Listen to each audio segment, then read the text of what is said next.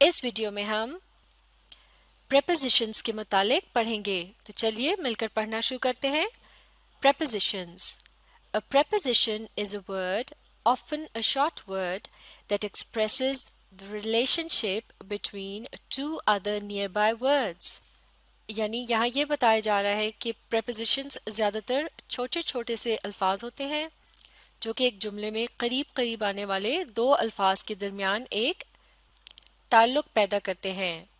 यानी इनकी मदद से पता चलता है कि एक लफ्ज़ या चीज़ की दूसरी लफ्ज़ या चीज़ के साथ क्या ताल्लुक है। अब आगे पढ़ते हैं। In the examples below each preposition shows us the relationship between the word book and the word table. तो अब यहाँ कुछ एग्जाम्पल्स दी गई हैं। हर एग्जाम्पल में एक मुख्तलिफ किस्म की preposition का इस्तेमाल किया गया है और ये preposition हर जुमले में बुक और टेबल की रिलेशनशिप को यानी इनके ताल्लुक को वाज़े कर रही हैं। तो इन्हें एक एक करके पढ़ते हैं। The book about the table यानी वो किताब जो कि टेबल के मुतालिक है। अबाउट यानी मुतालिक। तो लफ्ज़ अबाउट की मदद से इस जुमले में बुक और टेबल के आपस के ताल्लुक के मुतालिक पता चल रहा है। यानी ये वो किताब है जो कि टेबल के मुतालिक लिखी गई है। अब अगला जुमला the book by the table. क्योंकि इस जुमले में दोनों ही बेजान चीज़ें हैं तो इस जुमले में बाय का मतलब होगा पास यानी आस पास। लेकिन अगर यहाँ टेबल की जगह किसी शख्स का नाम होता जैसे कि the book by the teacher तो इसका मतलब होता वो किताब जो कि टीचर ने लिखी है। तो इस तरह इस जुमले में बाय का मतलब हो जाता उनकी लिखी हुई। अब अगला जुमला the book near the table यानी वो किताब जो कि मेज के करीब है। नियर यानी करीब। अगला जुमला the book behind the table यानी वो किताब जो कि टेबल के पीछे है। और आखिरी जुमला the book under the table यानी वो किताब जो कि मेज के नीचे है।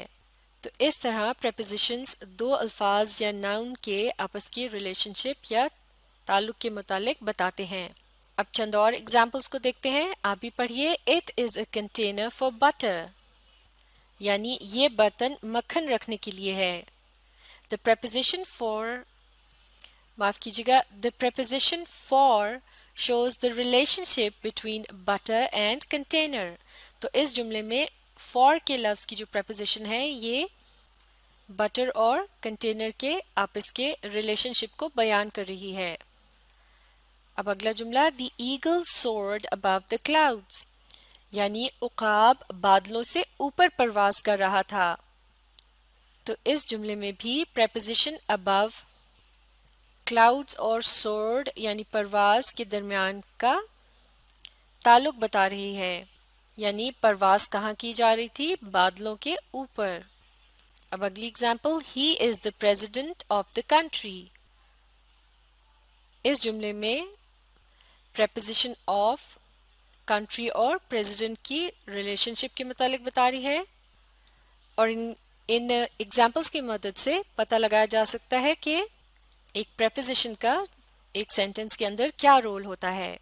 चलिए अब आम तौर से पाई जाने वाली prepositions की इस लिस्ट को मिलकर पढ़ते हैं। above, about, across, against, along, among, around, at, before, behind, below, beneath, beside, between, beyond, by, down, during, except, for, from, in, inside, into, like, near, of, on, since, to, toward, through, under, until, up, upon, with and within। चलिए अब मुख्तलिफ जुमलों में prepositions के इस्तेमाल को देखते हैं। मिलकर पढ़ेंगे। The pencil is on the desk यानी पेंसिल डेस्क के ऊपर है। तो इस जुमले में वो कौन सा लफ्ज़ है जो कि एक preposition है? बिल्कुल ठीक, ये है लफ्ज़ on। अगला जुमला The pencil is beneath the desk यानी पेंसिल डेस्क के नीचे है। तो preposition है beneath। अगला जुमला the pencil is leaning against the desk.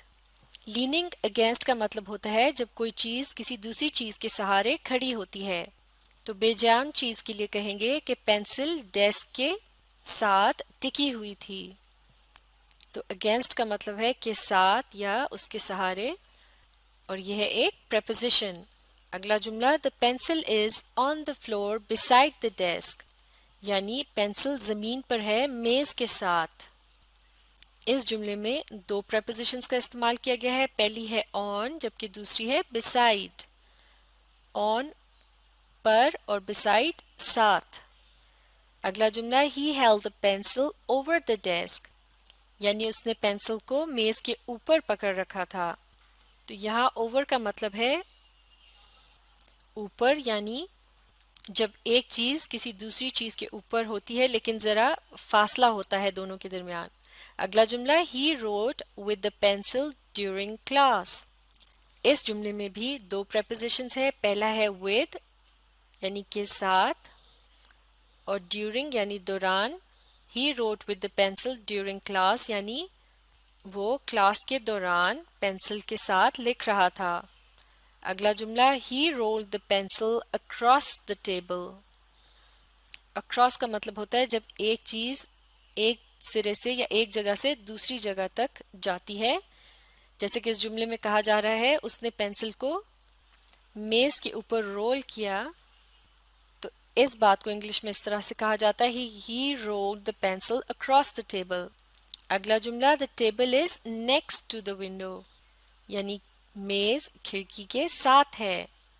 अब अगला जुमला he walked along his brother, यानी वो अपने भाई के साथ साथ चल रहा था। तो आप देख सकते हैं किस तरह इन जुमलों में prepositions दो अल्फाज या चीज़ों के आपस के ताल्लुक को बयान कर रहे हैं।